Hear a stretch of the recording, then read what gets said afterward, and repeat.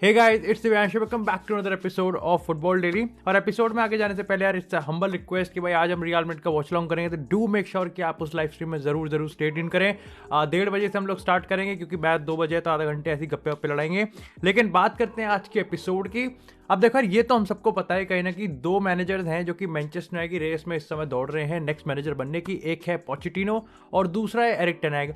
अब डेफिनेटली जब पोचेटिनो की बात करेंगे तो सब कहीं ना कहीं ग्लेजर को गाली देते हैं और वाजिब देनी भी चाहिए।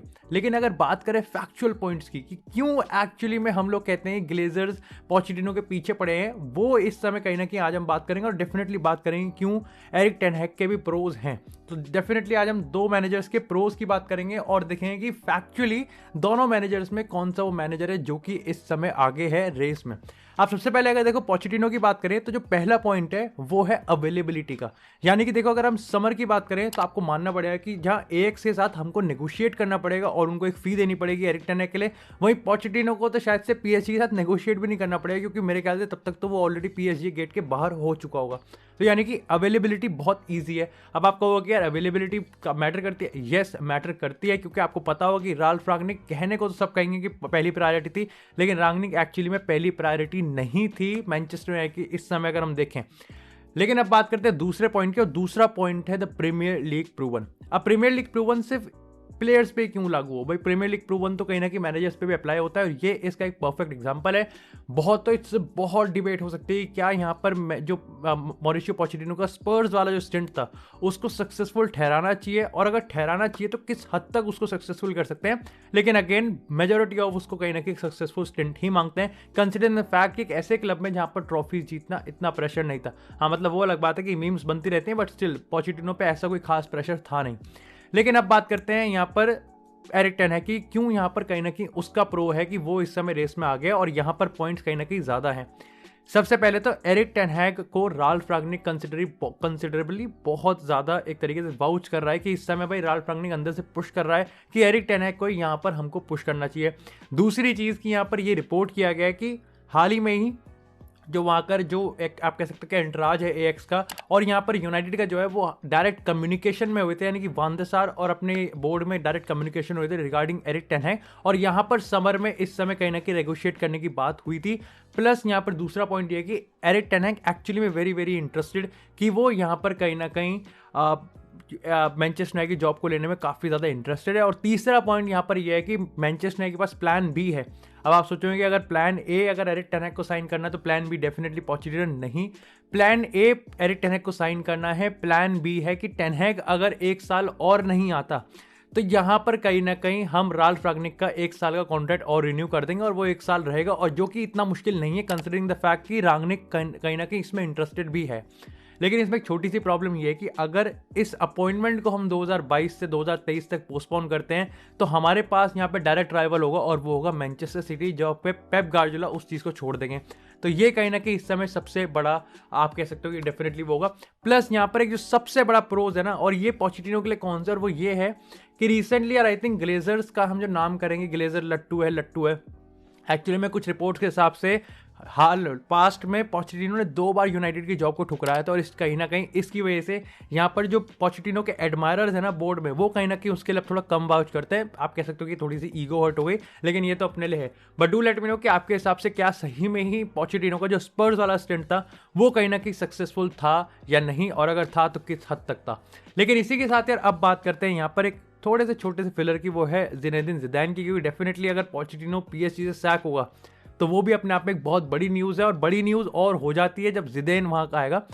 अब डेफिनेटली देखो इसके रिगार्डिंग बहुत लंबी डिबेट्स होंगी कि जिदेन आएगा वो क्या कुछ चेंज कर भी पाएगा, क्योंकि पीएसजी के रिगार्डिंग जो सबसे बड़ा सवाल आता है वो यही होता है कि पीएसजी फुटबॉल क्लब है ही नहीं।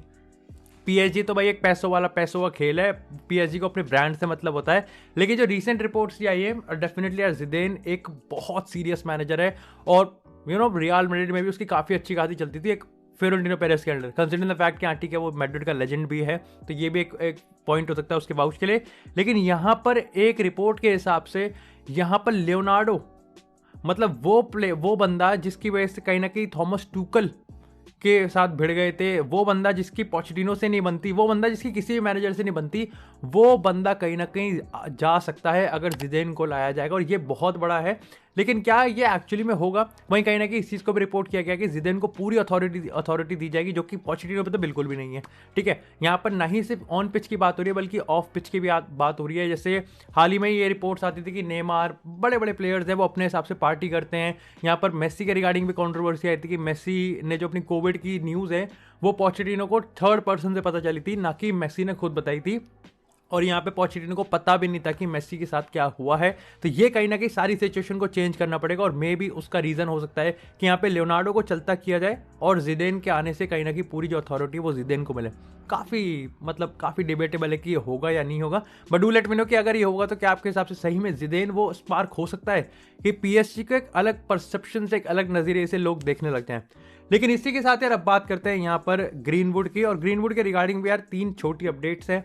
सबसे पहले तो यार ग्रीनवुड को कल बेल मिल गई थी। हाँ, जब मैंने वीडियो रिकॉर्ड करी तब तक तो नहीं था, लेकिन जब मैंने वीडियो अपलोड करी तब तक उसको बेल मिल गई थी, क्योंकि मेरे एडिटिंग के दौरान ही यहाँ पे कहीं ना कहीं वहाँ पर कोर्ट में हियरिंग चल रही थी, जो भी था, तो यहाँ पर बेल मिल गई है। दूसरी चीज़, यहाँ पे यूनाइटेड की तरफ से अगेन एक इंडिकेशन आया कि भाई उनका स्टैंड बहुत ज़्यादा स्ट्रिक्ट है इस पूरे मामले में, क्योंकि यहाँ पर यूनाइटेड के एक स्पोक्स पर्सन ने इस चीज़ को कंफर्म कर दिया कि जो भी फैंस जिन्होंने ग्रीनवुड की जर्सी को खरीदा था वो जाएं अपने स्टोर में और ऑफिशियल मर्चेंडाइज स्टोर में जाएं और जर्सी को चेंज करवा सकते हैं फ्री ऑफ कॉस्ट। वो वहाँ पर अपनी जर्सी को रिप्लेस करवा सकते हैं और किसी भी प्लेयर का नाम उस जर्सी के पीछे लिखवा सकते हैं, बी इट लाइक रोनाल्डो हो, B it like Marcus Rashford, किसी प्लेयर का फ्री ऑफ कॉस्ट। तो अगेन एक इंडिकेशन है कि यूनाइटेड का इस पूरे रिगार्डिंग चाहे बेल मिले ना मिले कितना बहुत ही करेक्ट स्टैंड है। But do let me no कि आपके हिसाब से अगर ग्रीनवुड वाले सिचुएशन में यानी कि मामला ड्रॉप हो जाता है या फिर खिस्ता चले जाता है, तो क्या आप कभी ग्रीनवुड को मैनचेस्टर यूनाइटेड की जर्सी में देखना पसंद करोगे ever again? Do let me no in the comment section. लेकिन इसी के साथ सबसे बड़ी कंट्रोवर्सी थी ना, वो थी कहीं ना कि इंस्टाग्राम की। अब आई नो आप में से काफ़ी लोग डिबेट करोगे यार इंस्टाग्राम का तो क्या ही एक, अगर हम बात करें पेपर पे तो क्या ही वजन होता है। लेकिन देखो मामला गर्म था तो मैंने सोचा कि उसको यहाँ पे इंक्लूड कर दूं, और जो थोड़ा सा कन्फ्यूजन है उसको या तो थोड़ा मैं दूर कर दूं। तो देखो यार कल होता ही है कि अपन लोग लाइव स्ट्रीम कर रहे थे, तब यहाँ पर रिपोर्ट्स आने लगी कि भाई इंस्टाग्राम पे ना ग्रीनवुड और उसकी बंदी ने, मतलब उसकी गर्लफ्रेंड ने यहाँ पर एक दूसरे को वापस से फॉलो कर लिया है। अब पहला सवाल तो ये होता है कि क्या उन्होंने सही में कभी एक दूसरे को अनफॉलो किया था? यस, उन्होंने एक दूसरे को अनफॉलो किया था। दूसरा सवाल ये होता है क्या सही में एक दूसरे को उन्होंने फॉलो किया है? तो इसके रिगार्डिंग में कंक्लूजन और क्लैरिटी ये है कि एक्चुअली में इंस्टाग्राम का एक विजुअल ग्लिच होता है जब कोई ए बी को अनफॉलो करता है, फिर बी ए को अनफॉलो करता है, तो यहाँ पर इंस्टाग्राम थोड़ा सा दिन लेता है यहाँ पर उस चीज़ को विजुअली इफेक्ट करने में। यानी कि मान लो कि आप में से कोई मेरे को अनफॉलो करता है, मैं आपको अनफॉलो करता हूँ, तो मेरे फॉलो लिस्ट में फिर भी आपका नाम होगा डिस्पाइट कि आपने मेरे को अनफॉलो कर दिया, और ये थोड़ा टाइम लेता है इंस्टाग्राम का, थोड़े दिन का। तो ये कहीं ना कहीं एक छोटा सा मैंने कंफ्यूजन क्लियर कर दिया। हाउएवर इसका केस से कोई डायरेक्ट रिलेशन है नहीं, मतलब ठीक है। लेकिन इसी के साथ यार अब बात करते हैं थोड़ा आर्सेनल से और बार्सिलोना से। अब देखो यार आर्सेनल की हम बात करें तो मेरे लिए वो बिगेस्ट लूजर है इस विंटर ट्रांसफर मार्केट में। अब इसके रिगार्डिंग आप में से काफी लोग कहेंगे कि भाई यूनाइटेड का भी, तो देखो यार यूनाइटेड का भी है। मैं कहूंगा कि यूनाइटेड सेकंड पे होगी या फिर बहुत क्लोज होगी, लेकिन आर्सेनल मेरे लिए बिगेस्ट लूजर होगी, और वो इसलिए क्योंकि यहाँ पर उन्होंने स्ट्राइकर साइनिंग नहीं की है। एक तो उनका प्लान ए फ्लॉप हुआ ही हुआ, बल्कि प्लान बी को वो इग्नाइट भी नहीं कर पाए, जबकि उनको पता था कितना इंपॉर्टेंट है उनके टॉप 4 के लिए। अब यहाँ पर एक अंदर की अगर बात करें तो काफी इंटरेस्टिंग है, और वो इंटरेस्टिंग इसलिए क्योंकि यार देखो सबसे पहले तो ये चीज़ कंफर्म हो गई थी, जो अंदर के इंटरनल टॉक्स यानी कि जो उनके सीईओ थे, जो एडू थे, जो आर्टेटा थे, उनकी जब बोर्ड की मीटिंग हो रही थी तो यहाँ पर ओबामेयांग तो हट ही गया था। मतलब वर्स्ट के सिनेरियो में भी वो ओबामेयांग को काउंट नहीं कर रहे थे कि अगर सब कुछ हमारे खिलाफ भी गया तो शायद से हम ओबामेयांग को लेने, मतलब वो इतना लो रिगार्ड रखते थे ओबामेयांग के लिए। और ये पर्टिकुलरली जो भी हुआ हो, लेकिन ये अंदर की बात थी। 3 स्ट्राइकर्स की यहाँ पे शॉर्टलिस्ट निकाली गई थी, वो थे यहाँ पे दुसन लाहोविच, डोमिनिक काल्वर्ट-लुइन और अलेक्जेंडर इसक। अब यहाँ पे कंसिडरिंग द फैक्ट कि सबको पता है कि 25 दिन उन्होंने दुसन लाहोविच के पीछे हाथ पैर मारे हैं, बट फिर वो फ्लॉप हुआ। अब इसके रिगार्डिंग आप लोग कहो कि दुसन लाहोविच का जो मार्केट वैल्यू है वो ऊपर जा रही थी, Dusan Lajovic is a world class player, but actually में जो सबसे बड़ा रीजन था ना कि आर्सेनल क्यों इतना एग्रेसिवली पुट कर रही थी, वो इसलिए था क्योंकि लाहोविच इन तीनों स्ट्राइकर्स में से एक लौता स्ट्राइकर था जो कि अवेलेबल था जनवरी ट्रांसफर विंडो में। ये सबसे बड़ा रीजन था, ये नहीं था कि वो बहुत भरोसा करते थे कि भाई इन तीनों स्ट्राइकर में से, मतलब हालांड के बाद अगर कोई स्ट्राइकर इस समय हॉटेस्ट है तो वो दुसन लाहोविच है। उनके लिए जनवरी में ये अवेलेबल है, और ये अगेन इस चीज़ को बताता है कि आर्सेनल को पता था कि जनवरी में खरीदना उनके लिए कितना इंपॉर्टेंट है, and at the same time उन्होंने वो भी नहीं करा। तो मतलब कहीं ना कहीं उनको पता भी था, फिर भी उन्होंने एक्ट नहीं करा। ये थोड़ा मेरे को लगता है कि और मतलब पता नहीं क्या ही था। लेकिन इसी के साथ अगर डोमिनिक की बात करें तो देखो डोमिनिक के लिए वो समर ट्रांसफर विंडो में फिर जाएंगे और ये कंफर्म है। उनको पता था कि एवर्टन एक तो ऑलरेडी दलदल में फंसी हुई है, प्लस एवर्टन अगर नया मैनेजर लेके आई जो कि इवेंचुअली वो लेके आ गई फ्रैंक लैम्पार्ड, तो वो तो वैसे भी नहीं जान देगी। अगर बात करें इशक की तो इशक को वो जनवरी में उठा लेते, लेकिन यहां पर रियाल सोसिडाड ने, क्योंकि वो भी अच्छी खासी रेस में चल रहे हैं ला लीगा की टॉप 4 की, तो यहां पर उन्होंने कंफर्म कर दिया इस चीज को कि देखो भैया या तो रिलीज क्लॉज पे करो जो कि 80-90 के आसपास है, और ये आर्सेनल कहीं ना कहीं मानते हैं कि भाई देखो ये मार्केट वैल्यू से बहुत ज्यादा की ऊपर की डील है, तो जिसमें हम इन्वेस्ट नहीं करेंगे। हाउएवर अगर डोमिनिक काल्वर्ट-लुइन और इशक की बात करें तो वो समर में जाएंगे और एक अच्छे लो प्राइस पे नेगोशिएट करने के लिए फिर से ट्राई करेंगे। अब बात करते हैं बार्सिलोना की, क्यों मैंने बार्सिलोना ना सिमिलर है। अब देखो यार जैसे लाहोविच का हम उठा रहे हैं, ऐसे अगर बार्सिलोना की बात करें तो सबको पता है कि कहीं ना कहीं अर्लिंग ब्रॉट हालांड के पीछे यहाँ पर लेपोर्टा जाने वाला है, and he is very very convinced कि हालांड को वो साइन कर सकता है। थोड़े से उसके प्रोज भी हैं और थोड़े से उसके कॉन्स भी हैं, लेकिन क्या एक्चुअली में एज अ बार्सिलोना फैन आपने सोचा कि हमारा प्लान बी क्या होने वाला है? अब काफी लोग इसके रिगार्डिंग कह सकते हैं कि देखो हमने ओबामेयांग को 1.5 साल की डील पे साइन किया है तो हमारा प्लान भी तो वही है, लेकिन कुछ रिपोर्ट्स के हिसाब से एक्चुअली में बार्सिलोना का प्लान भी दूसन लाहोविच था, जो कि यूवेंटस ने आई थिंक सबके मुंह पे ताले मार दिए हैं। यहाँ पे उन्होंने नाक के नीचे से डील साइन कर लिया, लेकिन इसके बाद भी अगर प्लान सी की बात करें तो वो हैं 2 स्ट्राइकर्स, और यहाँ पर आता है एल्वारो मोराटा और दूसरा आता है अलेक्जेंडर इशक। तो do let me know if you are a Barcelona fan की क्या आप यहाँ पर हालांड के रिप्लेसमेंट में, क्योंकि देखो यार ये इट्स एडमायरेबल कि यहाँ पर बार्सिलोना काफ़ी हाई एस्पिरेशंस रखती है अर्लिंग ब्रॉट हालांड को साइन करने के, बट ये भी एक बहुत बड़ी पॉसिबिलिटी कि तीनों क्लब्स यानी कि रियल मैड्रिड, सिटी और बार्सिलोना, तीनों में से कोई कभी भी हार सकता है, और ये इट्स अ ओपन रेस। तो क्या as a Barcelona fan do you like to see Alvaro Morata या फिर Alexander Isak in the Barcelona, और क्या ज़ावी के सिस्टम में ये लोग फिट बैठते हैं? लेकिन इसी के साथ यार आप बात करते हैं, थोड़े से सांप की बात कर लेते हैं, यानी कि उस्मान डेम्बेले की, और थोड़ी सी चेल्सी की हम बात करेंगे।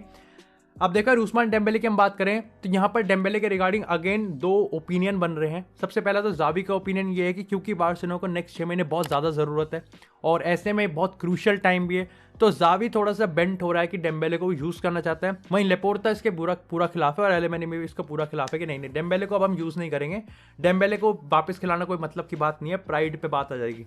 ऐसे में रिपोर्ट ये आ रही है कि भाई दोनों पूरी मतलब जो बोर्ड है ज़ावी लेपोर्टा इनके बीच एक मीटिंग शेड्यूल की जा रही है और यहाँ पर फाइनल डिसीजन बनाया जाएगा कि नेक्स्ट 6 महीने के लिए डेम्बेले को खिलाया जाना चाहिए या नहीं खिलाना चाहिए। बात करें अगर दूसरी स्टोरी की यानी कि डेम्बेले की खुद की, तो भाई सारे इंडिकेशन यही है कि डेम्बेले टू चेल्सी यहाँ पर जो होमवर्क है वो कहीं ना कहीं अब कंप्लीट किया जा रहा है। चेल्सी में Thomas Tuchel is definitely very very interested कि वो यहाँ पर डेम्बेले को लेके आना चाहते हैं। वेज वगैरह सब प्री कॉन्ट्रैक्ट एग्रीमेंट साइन करने की बात चल रही है, मे बी नेक्स्ट महीने या फिर नेक्स्ट टू नेक्स्ट महीने या मे बी समर के बाद ही, जब पूरा प्रॉपर ही फ्री एजेंट बन जाएगा तो यहाँ पर कहीं ना कहीं चेल्सी इसको साइन कर सकती है। उसके बाद अगर बात करें तो PSG भी कहीं ना कहीं रेस में है।